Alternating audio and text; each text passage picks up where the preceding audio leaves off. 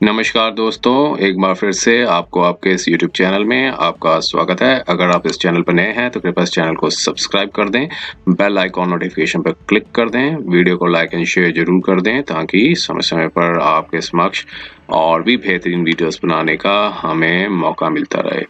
दोस्तों, माननीय supreme court ने 17 जनवरी 2023 को 3 जजमेंट्स हैं प्रोनाउंस किया है, जिसमें पार्ट 1 में हम एक वीडियो बना चुके हैं। अब ये पार्ट 2 की ये जजमेंट है। ये एक सेंट्रल एक्साइज एक्ट 1944 से रिलेटेड एक जजमेंट है और ये सिविल अपील 5373 ऑफ 2019 की ये जजमेंट है, जो कि जिसमें अपीलेंट जो एक कंपनी है और प्राइवेट लिमिटेड कंपनी है और रिस्पोंडेंट जो है commissioner of customs import Nhava Sheva, ये एक रिस्पोंडेंट है। तो यहाँ पर क्या हुआ था दोस्तों कि एक जो कंपनी ने जो वैल्यूएशन की थी, जो गुड्स इंपोर्ट किए थे उसमें वैल्यूएशन की थी, वो प्राइस मैकेनिज्म्स के बेसिस पे जो है वैल्यूएशन की थी, जो कि आपके अगर सेंट्रल एक्साइज एक्ट देखेंगे उसमें सेक्शन जो 4 है और 4A है, इन दोनों प्रोविजंस को अगर आप देखेंगे तो इससे आप पता लगा पाएंगे कि सेक्शन 4 क्या कहता है। सेक्शन 4 जो है वो एक वैल्यूएशन बताता है based on the price mechanism, और सेक्शन 4A जो है वो बताता है valuation on the basis of the with reference to the retail size price. तो चूंकि अब इन्होंने अपनी क्लासिफिकेशन थी वो कर रखी थी कि 84715000 ये क्लासिफिकेशन कर रखी थी, जो कि based on the price mechanism पे थी, और जो एक्साइज अथॉरिटीज ने इनको सेक्शन 4A के अंदर डाल दिया था, जिसके बेसिस पे रिटेल सेल्स प्राइस के बेसिस पे कर दी थी। और नेचुरली जो सेक्शन 4 का जो है उससे लगाने से क्या था कि ओवरऑल जो लायबिलिटी है जो रिक्विजिट ड्यूटी की रिड्यूस्ड हो जाती है। तो यहाँ पर सिर्फ डिस्प्यूट ये था क्वेश्चन का कि पोर्टेबिलिटी ऑफ द गुड्स के ऊपर था, क्योंकि अब यहाँ पर एक्साइज अथॉरिटीज ने ये कह दिया था कि जो ये ला रहे हैं एडीपी, जो ला रहे हैं ऑटोमेटिक डाटा प्रोसेसिंग जो मशीन ला रहे हैं, एडीपी जिसे कहते हैं, वो एक पोर्टेबल मशीन है, क्योंकि उनका जो वेट है वो 10 किलोग्राम से लेस है।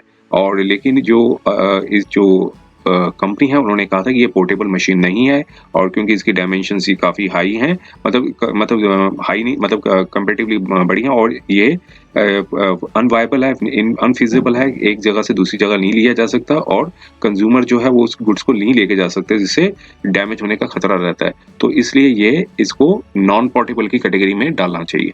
तो सारा डिस्प्यूट जो था वो लिमिटेड क्वेश्चन था, माननीय सुप्रीम कोर्ट ने वो ये इसी ग्राउंड पे डिसाइड किया था कि क्या जो गुड्स हैं वो पोर्टेबल हैं कि नहीं है। तो इस पर टैरिफिक आइटम्स को इन्होंने क्लासिफाई किया था 847-13010। तो आइए थोड़े से हम इसके फैक्ट्स को देखते हैं, कोर्ट ने आगे क्या निर्णय लिया।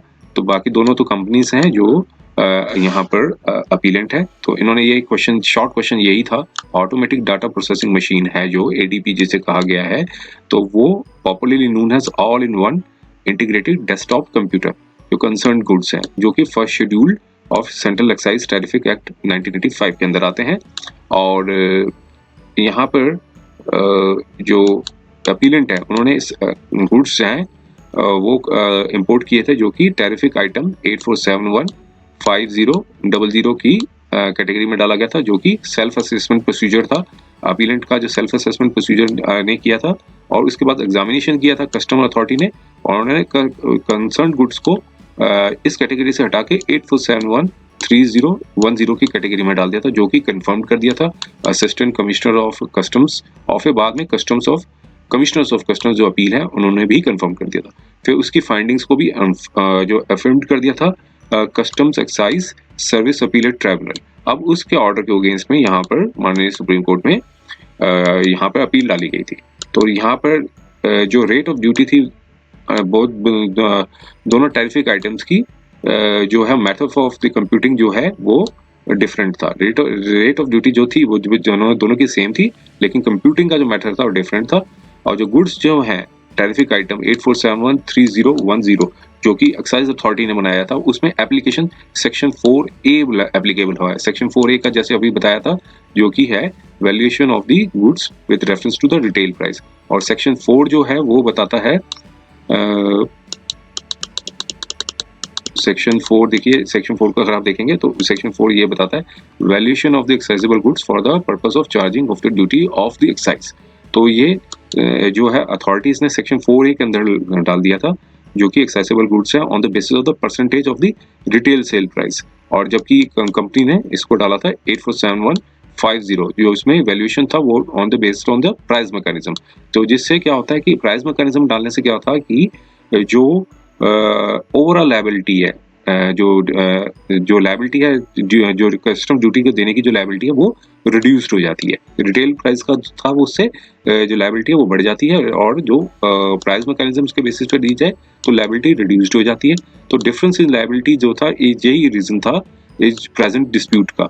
तो अब यहाँ पर रेवेन्यू अथॉरिटीज का और रीजनिंग जो थी, और रेवेन्यू अथॉरिटीज की और अपीलेट ट्राइब्यूनल की जो है वो मोर और लेस जो है वो सेम थी।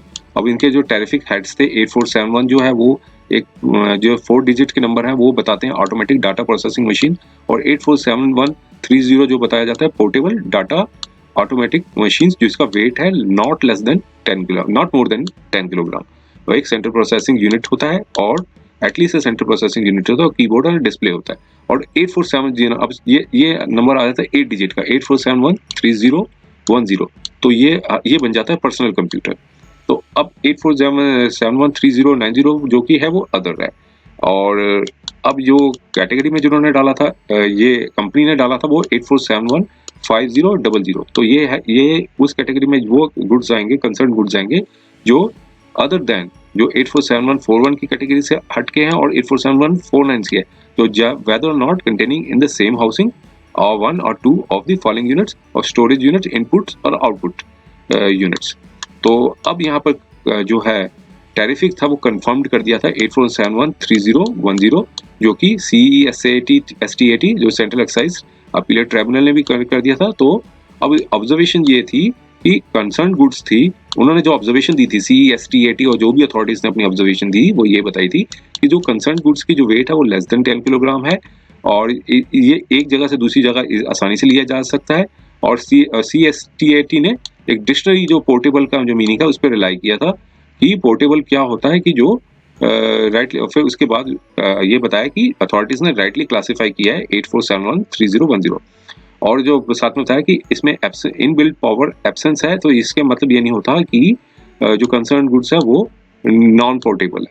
और डायमेंशन ऑफ द गुड जो है वो जो डायमेंशंस बताई थी कंसर्न गुड्स की वो नॉन फोल्डेबल है, तो इससे ये इम्पैक्ट नहीं पड़ता पोर्टेबिलिटी को।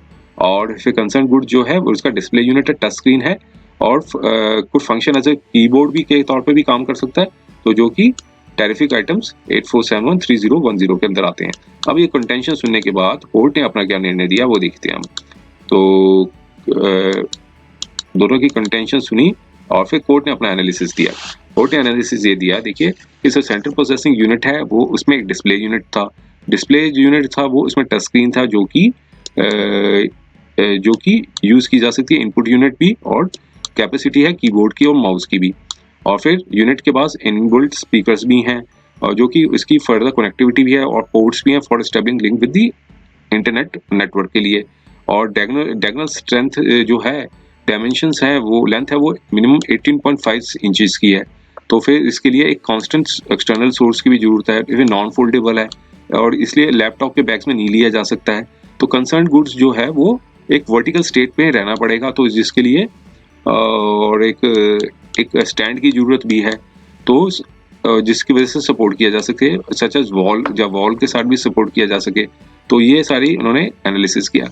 फिर एनालिसिस करने के बाद यहाँ पर कोर्ट ने ये बताया कि देखिए जो अपीलेंट्स ने जो केस अपना आर्ग्यू किया था, जो कि मतलब जो कंपनी है उन्होंने आर्ग्यू ये किया था कि 84713010 जो है वो तभी एप्लीकेबल होगा जब जो लैपटॉप्स जो होंगे ना नोटबुक्स होंगे।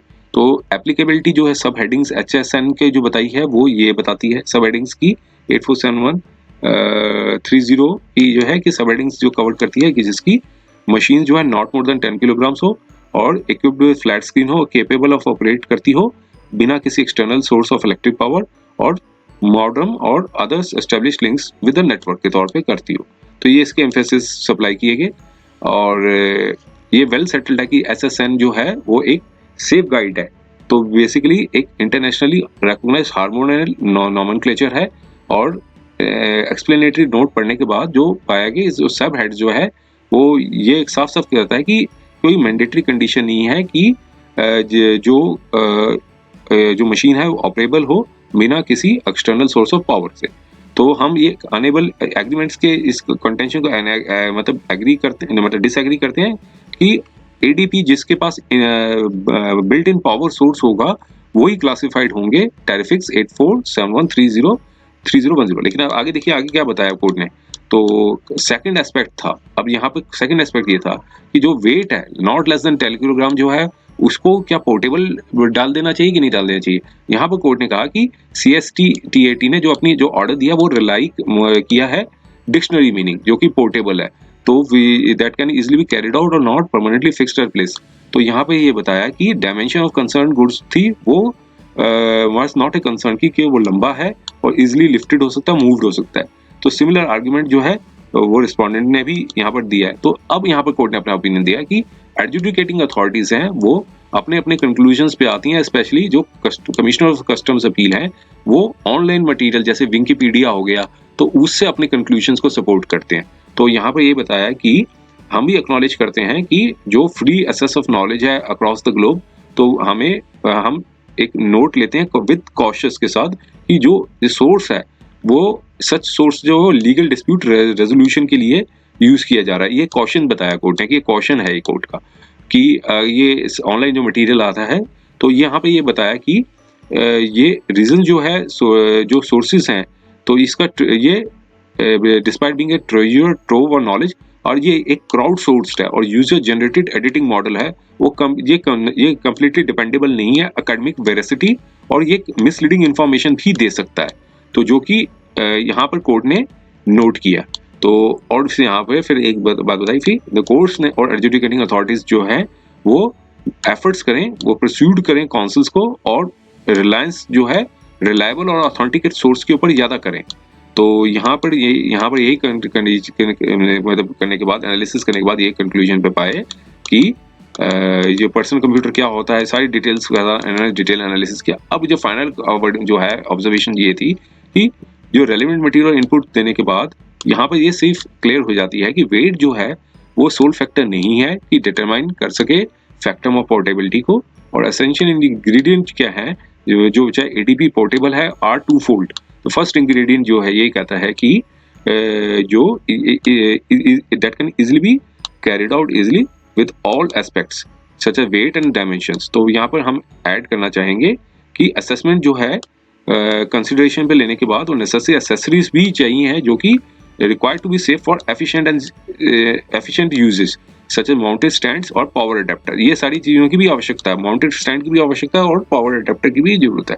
और सेकंड जो इंग्रेडिएंट था कि एडीपी जो है ऑटोमेटिक जो बताया गया था ऑटोमेटिक डाटा प्रोसेसिंग मशीन जो है ये मस्ट बी सुटेबल हो for daily transit of the consumer, और जो इंक्लूडिंग एक्सपेक्टेड ड्यूरेबिलिटी ताकि वो विथस्टैंड कर सके और कम्यूट कर सके एक जगह से दूसरी जगह ली जाए, और डैमेज प्रोटेक्शन भी हो। तो यहाँ पे जो अवेलेबिलिटी ऑफ प्रोटेक्शन केसेस जो है वो allow to user to carrying ADP in hand and possibility carrying out same in normal briefcases और शोल्डर बैग्स। तो ये अगर एडीपी शोल्डर बैग्स पे लिया जा सकता है और कोल्डर लिया जा सकता है, तो सारी इन चीज़ों के बाद डिटेल एनालिसिस किया। तो सारे इंग्रेडिएंट्स को अप्लाई करने के बाद यहाँ पर कंसर्न गुड्स के बाद ये कोर्ट ने पाया कि कोई डाउट नहीं बनता है कि ये पोर्टेबल नहीं है, क्योंकि पहली चीज तो डायमेंशन जो है वो इलॉजिकल है और अनवायबल फॉर डेली ट्रांजिट है, और सेकंड जो दूसरा ये बताया कि गुड्स जो है वो जो एडवर्टाइजिंग मटेरियल जो यूजर गाइड भी है जो प्रोड्यूस की गई थी जो कि शोकेस के तौर पे दिखाया गया था जो प्रोडक्ट में other than the specified orientation कि ये कंसर्न गुड्स को एक फिक्स प्लेस पे लगाने के लिए है और इसकी स्पेसिफिकेशंस है ताकि वो अगर उसे वॉल में लगाना है तो इन अगर इस कंज्यूमर जो सेकंड पॉइंट ये उठाया कि कंज्यूमर भी इनेबल है कि इस गुड्स को अपने साथ ले सकें जब तक कोई उनके पास प्रोटेक्टिव केस ना हो या फिर कवरिंग बैग्स ना हो, और जिसकी वजह से कंसर्न गुड्स जो होंगे वो वनरेबल टू डैमेज होंगे और अगर एक जगह से दूसरी जगह लिया जा सके। तो सारे नोटिस जो लिटरेचर पर रिलाई करने के बाद जो कोर्ट ने कहा कि वेट जो है वो सोल कंसिडरेशन ही कहा जा सकता है, क्योंकि पोर्टेबल है, क्योंकि कंप्यूटर्स जो है वो अब कॉमन यूज के लिए यूज नहीं किए जा रहे और पॉपुलरली नोन एज लगेबल, क्योंकि अब जो वेट जो उनका 10 किलोग्राम से ज़्यादा है। और ओल्ड प्रीडेसेसर जो लैपटॉप्स थे वो डिज़ाइन किए गए थे रेलेवेंट टाइम ताकि उसे पोर्टेबल हो, और वो एक जगह से ताकि वो एक बॉक्स में विद नीटली हैंडल किया जा सके, और वेट और साइज कंपेरेबल था, वो स्मॉल सूटकेस का था ताकि वो इजीली ट्रांसपोर्ट किया जा सके, एल्बेट विदाउट अ वैगन। तो अब अपॉर्चुनिटी थी कि हाईलाइट के जो टेक्नोलॉजी एडवांस होती जा रही है, तो ये मैटर ऑफ फैक्ट ये है कि रेलेवेंट एंट्रीज जो की गई हैं फर्स्ट शेड्यूल की with effect to weight, with effect weight जो है एक इंपॉर्टेंट क्राइटेरिया फॉर डिसाइडिंग कि एडीपी वाज पोर्टेबल। तो साइंटिफिक प्रोसेसेस जो हैं वो रिड्यूस्ड कर रहे हैं वेट को, और high performance in context to ADP. It's not surprising कि अब एडवेंचर ऑफ एलईडी टेक्नोलॉजी आ गया, फास्टर माइक्रोचिप्स आ गए, जिसकी वजह से और पॉसिबल फॉर द माइक्रोफोन्स आ गए, मोबाइल फोन्स आ गए, तो जिसकी वजह से परफॉर्मेंस स्पेसिफिकेशंस हैं और mainly decade ago was possible, जो कि सिर्फ लैपटॉप्स में ही लिया जा सकता था। अब मोबाइल फोन्स में भी वही चीज़ें आ गई हैं। तो ये अब ये कंज्यूमर की अंडरस्टैंडिंग पे है कि consumer understanding of any good और ट्रेड, तो इससे इम्पैक्ट पड़ा है कंज्यूमर की अंडरस्टैंडिंग पे। और यहाँ पर यही चीज़ बताया कि एलिमेंट जो है पोर्टेबल है, और ये कॉमन पार्लेंस यही था कि जो ट्रेड जो एडीपी का ये कंसर्न गुड्स को हम यहाँ पर नॉन पोर्टेबल कहते हैं। रीजंस दो बताए इन्होंने कि एक डायगोनल डायमेंशंस है जो कि गुड्स की, वो की कंसर्न गुड्स की, जिसकी मिनिमम लेंथ जो है वो 18.5 इंचेस की है, और सेम उसको एक पावर केबल की भी जरूरत है, और साथ में एप्लीकेबल स्टैंड की भी जरूरत है, और जो कि मोस्ट ऑफ केसेस माउंटेड हो। और सेकेंडली बताया कि कोई प्रोटेक्टिव केस डिजाइन नहीं किया गया है मार्केट्स द्वारा ताकि उसे डेली ट्रांसपोर्ट किया जा सके कंसर्न गुड्स की तरह। तो इसलिए ये कंसर्न गुड्स है ये इजिली ट्रांसलेट नहीं किए जा सकते, तो इसलिए इसको नॉन पोर्टेबल हम मानते हैं। तो साफ कोर्ट ने यह भी बताया कि ये एक बर्डन ऑफ प्रूफ भी अथॉरिटीज के ऊपर ही था कि उसे ट्रीट करें कि हाउ किस तरह से पोर्टेबल है, लेकिन वो फेल अपनी ड्यूटी को जो है मतलब सॉरी जो ऑनर्स ऑफ प्रूफ था, बर्डन ऑफ प्रूफ था, वो डिस्चार्ज नहीं कर सके। तो इसमें इसलिए जो कंपनी का जो सेल्फ असेसमेंट में जो प्रोसीजर है उसको एक्सेप्ट कर लेना चाहिए। तो इसके सारे ग्राउंड्स पे इसको जो है अपील को अलाउ कर दिया। तो उम्मीद है ये वीडियो आपको पसंद आया होगा। अगर ये वीडियो आपको पसंद आया तो कृपया इस चैनल को सब्सक्राइब कर दें और बेल आइकन नोटिफिकेशन पर क्लिक कर दें। वीडियो को लाइक एंड शेयर जरूर कर दें ताकि समय समय पर आपके समक्ष और भी बेहतरीन वीडियोस बनाने का हमें मौका मिलता रहे। समय देने के लिए बहुत बहुत धन्यवाद।